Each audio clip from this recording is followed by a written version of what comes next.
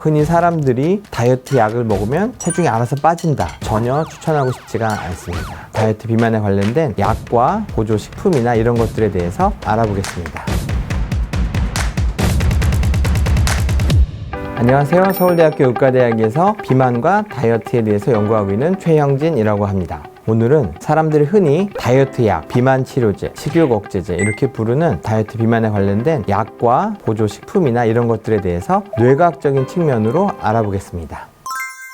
흔히 사람들이 다이어트 약을 먹으면 체중이 알아서 빠진다 혹은 그렇게 광고하는 경우도 많습니다. 그런데 이 다이어트 약 혹은 비만 치료제 약들 종류가 굉장히 많이 있고, 그 중에서는 과학적으로 비만 치료 효과가 아주 확실한 약부터 효과가 그렇게 강하지 않은 약도 있고, 여러 가지 상업적 이유로 좀 과장되어 있는 약 혹은 건강보조식품들이 많이 있습니다. 아마 이 시대에 요게 관심 있는 분들은 위고비, 싹센다, 앨런 머스크가 어떻게 살을 빼고 이런 얘기를 들어보셨을 텐데요. 그 계열의 약들은 몸에 있는 호르몬으로부터 나온 겁니다. GLP-1이라는 호르몬 약인데요. GLP-1이 원래 정상적으로 우리 몸에서 하는 일이, 음식을 먹자마자 장에서 GLP-1 호르몬을 만들어서 피로 막 보내면은 식욕 중추에서 이제 많이 먹었으니까 그만 먹어야지라는 배부름을 유발하는 아주 강력한 호르몬이 장에서 나옵니다. 근데 싹센다, 위고비 이런 약들은 GLP-1 호르몬 농도가 하루 종일 엄청 높은 데로 계속 있게 됩니다. 그러면 하루 종일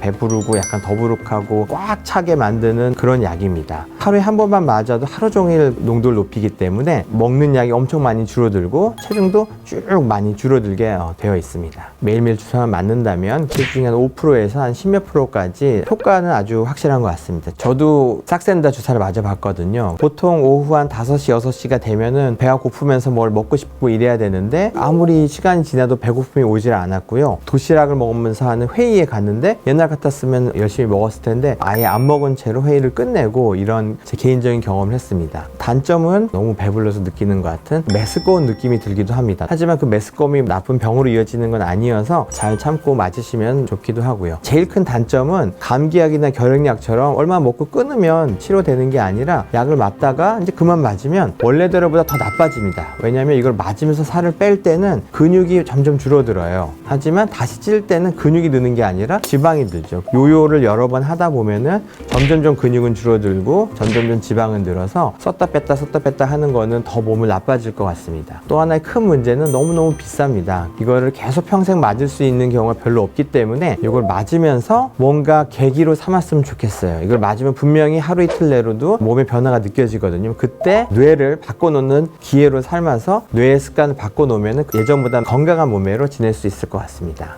최근 인기를 끌게 된 이 GLP-1 약들은 작년에 엄청 좋은 임상 연구 결과가 많이 나왔습니다. 특히 생명 연장 효과가 입증이 됐습니다. 비만한 사람들을 대상으로 이걸 치료를 했더니 몇 년 동안 자연산 사망률을 좀 낮추게 됐어요. 당뇨병이나 대사질환이나 심혈관 질환을 좀 더 보호할 수 있게 되고, 그걸 바탕으로 결국에는 심근경색이나 아니면 뇌졸중 이런 것들이 줄어들어서 의학계에서는 아주 깜짝 놀라고 있습니다. 그래서 이 약에 대한 임상시험 결과는 최종 목표인 수명 연장까지도 나왔고, 그 외에도 대사질환과 관련된 그런 문제들이 다 많이 좋아진 쪽으로 나와서 당분간 이 약에 대한 임상적 효능에 대해서는 그다지 논란 없이 건강하게 몸을 돕는 것으로 나올 것 같습니다.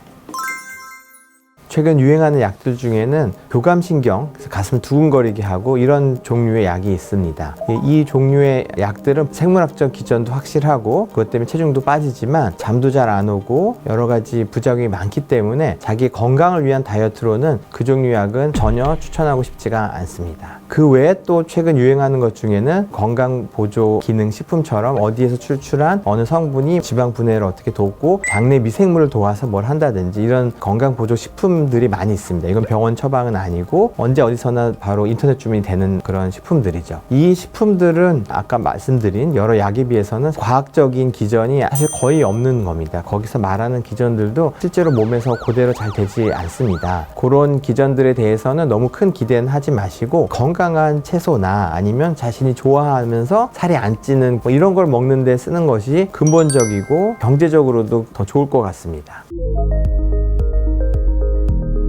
안녕하세요. 저는 34살 남자입니다. 체형은 복부 비만이 거미형 몸매라는 특징이 있습니다. 최근에 건강검진 결과가 나왔는데 LDL 수치가 많이 높게 나왔어요. 이 수치를 줄이려면 콜레스테롤 약을 먹어야 할지 식이요법과 운동으로 낮춰야 하는 건지 잘 모르겠습니다. 만약 약을 먹는다면 거의 평생을 먹어야 한다고 들었는데 어찌해야 할지 궁금합니다. 체중은 많이 나가지 않으시는 것 같은데 거미형 얘기하신 걸 보면 아마 팔다리가 가늘고 배가 많이 나오신 것 같고요. 요즘 아주 흔한 상황이죠. 콜레스테롤 약을 먹으면 콜레스테롤이 내려갑니다. 근데 콜레스테롤을 끊으면 다시 올라가요. 그래서 선택길이 있어요. 콜레스테롤 약을 먹는 게 콜레스테롤이 높은 채로 지내는 것보다 훨씬 심혈관에 좋으니까 약을 먹는 선택이고, 또 다른 선택은 지금부터라도 근력 운동을 해서 근육을 키우고 배가 나오지 않게 탄수화물을 많이 줄이고 이런 중독적 식습관을 줄이는 일을 할 수가 있습니다. 좋은 계기예요. 콜레스테롤 높다고 들은 거는 지금부터 내가 한 달, 두 달 내로 근육을 늘리고 뱃살을 줄이겠다 맘 먹고 약 먹을 필요가 없겠다는 그런 목표를 가지고 하면은 콜레스테롤 약을 안 먹는 것만 좋은 것뿐만이 아니라 덕분에 팔다리 근육도 많아지고 뱃살도 줄어들고 건강한 식습관도 가지게 됐기 때문에 오히려 요번에 이런 얘기를 들으신 게 인생에 좋은 계기가 될 수 있습니다. 그래서 만약 약을 안 먹기로 했다 그러면 뇌과학적으로 나쁜 습관, 중독에 빠져 있는지를 찾아서 고치는 실천을 하기를 추천드립니다.